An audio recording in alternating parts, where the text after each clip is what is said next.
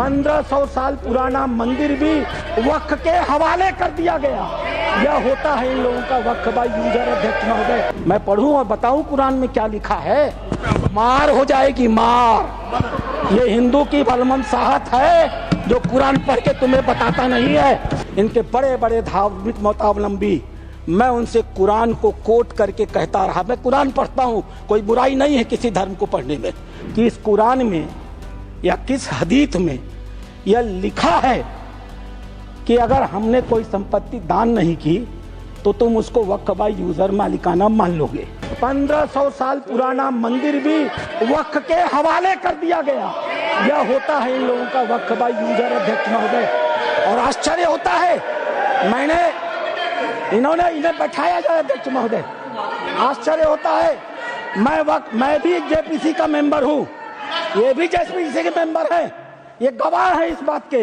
मैं लगातार जेपीसी में जितने भी विटनेस आते रहे, इनके बड़े बड़े धार्मिक मतावलंबी, मैं उनसे कुरान को कोट करके कहता रहा। मैं कुरान पढ़ता हूँ, कोई बुराई नहीं है किसी धर्म को पढ़ने में। मैंने कुरान को कोट करके कहा कि मौलवी साहब ये तो बताओ कि इस कुरान में या किस हदीस में यह लिखा है कि अगर हमने कोई संपत्ति दान नहीं की तो तुम उसको वक्फ बाई यूजर मालिकाना मान लोगे। किसी के पास एक भी मेरे सवाल का जवाब नहीं था। इन लोगों ने क्या किया मालूम है? वो जो ओवैसी साहब वहां बैठते हैं ना, उन्होंने मेरा नाम रख दिया मौलाना डॉक्टर राधा मोहन अग्रवाल। अब इससे बड़ी मेरी जीत क्या हो सकती है? मैंने इनसे पूछा, इस बात पर बहस होती है कि डीड लिखित गया या नहीं। मैंने इनसे कहा, जब हजरत मोहम्मद साहब ने अपने आयतों में लिखा है, 3 आयतें हैं, 4, आप चाहिएगा तो मैं पेश करूंगा।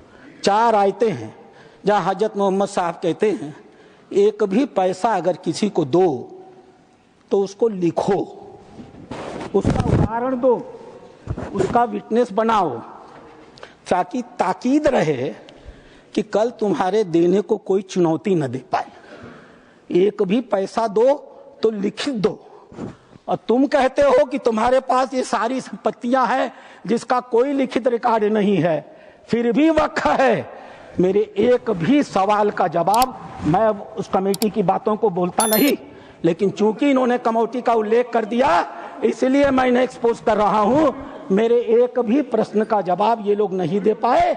खाली मुझे कहते थे कुरान पढ़ते हैं मौलाना है, कुरान पढ़ते हैं मौलाना है। अरे कुरान मैं पढ़ता हूं, तुम तो मुसलमान हो, बचपन से पढ़ते हो ना।